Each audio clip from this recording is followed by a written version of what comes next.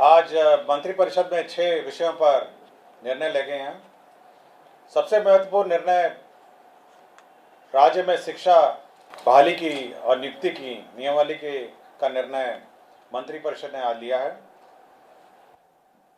इस नियमावली का नाम होगा बिहार राज्य विद्यालय अध्यापक नियुक्ति स्थानांतरण अनुशासनिक कार्रवाई एवं सेवा शर्त नियमावली 2023।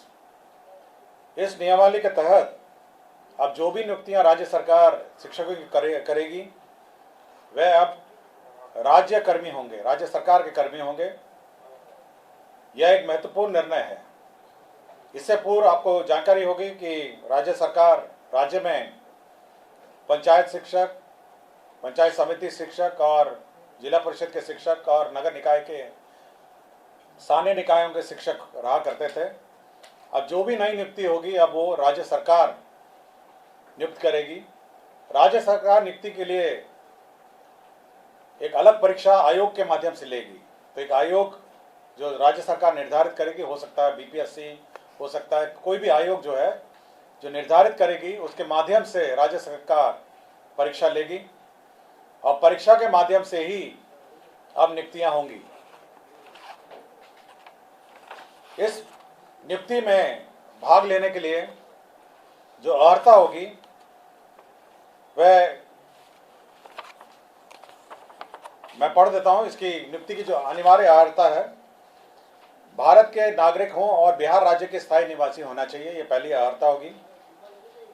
विद्यालय अध्यापक के पद पर नियुक्ति हेतु राष्ट्रीय अध्यापक शिक्षा परिषद द्वारा समय समय पर निर्धारित शैक्षणिक एवं प्रशासनिक योग्यता धारित करते हों एवं विशेष विद्यालय अध्यापक के लिए अर्हता भारतीय पुनर्वास परिषद के अनुरूप अनिवार्य होगा। तो ये महत्वपूर्ण एक अनिवार्यता है। राज्य सरकार एवं केंद्र सरकार द्वारा समय समय पर आहूत शिक्षा पात्रता परीक्षा में उत्तीर्ण हो, परंतु वर्ष 2012 से पूर्व नियुक्त एवं कार्यरत शिक्षक जो दक्षता परीक्षा उत्तीर्ण होंगे के लिए शिक्षक पात्रता परीक्षा में उत्तीर्ण अनिवार्य नहीं होगा। विषय विशेष के लिए अलग से विशेष अर्हता का निर्धारण विभाग द्वारा समय समय पर किया जाएगा। तो ये बिल्कुल स्पष्ट होगा कि पहले तो आपकी जो परीक्षा होगी, जो क्वालिफाइंग एग्जाम है, जो राज्य सरकार और केंद्र सरकार के लिए पहले ली जाती थी, उसके क्वालिफाई करने के बाद ही आप सरकार द्वारा जो कमीशन के माध्यम से परीक्षा होगी उसमें आप बैठ पाएंगे।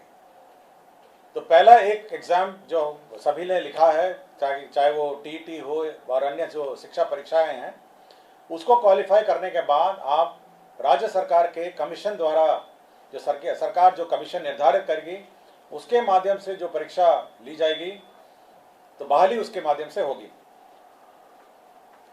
इसमें न्यूनतम आयु निर्धारित है 21 साल और अधिकतम आयु सरकार द्वारा निर्धारित की जाएगी। जो सरकारी नौकरी में अधिकतम आयु है वह होगी, लेकिन जो 10 साल की नियुक्ति वर्ष का जो छूट होगा, इस नियमावली के प्रवृत्त होने के पश्चात नियुक्ति के प्रथम संव्यवहार में अधिकतम आयु सीमा में 10 वर्ष की छूट दे होगी। तो इसमें नियमावली में 10 वर्ष का छूट का भी प्रावधान है जो लोग पूर्व में नियुक्त होंगे। इसमें यह खासियत यह है कि इस परीक्षा में जो अभी वर्तमान में जिसको आप कहते हैं 7वें चरण या अन्य चरण जो हैं, वो लोग भी बैठेंगे, परीक्षा लिखेंगे। और साथ ही साथ जो अभी तक जो शिक्षक नियुक्ति जो गैर सरकारी शिक्षक हैं, जो सरकार के जो नगर निकाय और पंचायत स्तरीय और स्थानीय निकाय के शिक्षक हैं, वह भी इसमें बैठ पाएंगे। तो सभी प्रकार के शिक्षक जो हैं, जो अर्हता रखते हैं, वह बैठ पाएंगे और इस नियमावली के माध्यम से अगर अर्हता रखते होंगे तो कमीशन द्वारा जो परीक्षा ली जाएगी उसमें बैठेंगे। सभी जो कैंडिडेट्स हैं जो इस परीक्षा में लिखेंगे उनको 3 मौका दिया जाएगा। तो 3 बार लिख सकेंगे और 3 मौके के बाद वह नहीं लिख सकेंगे।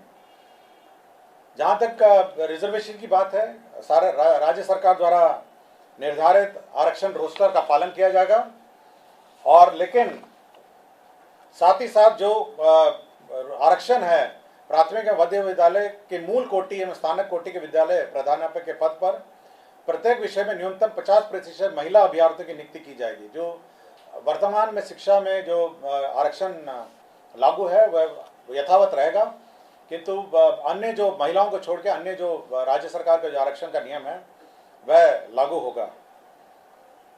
इसके साथ साथ अब सरकार के जो कानून हैं, सरकार के जो नियम हैं, सरकार का जो पेंशन है, सरकार का जो निर्धारित एनपीएस पेंशन है, ये सब लागू होगा। सरकार के जो आचरण है वो लागू होगा।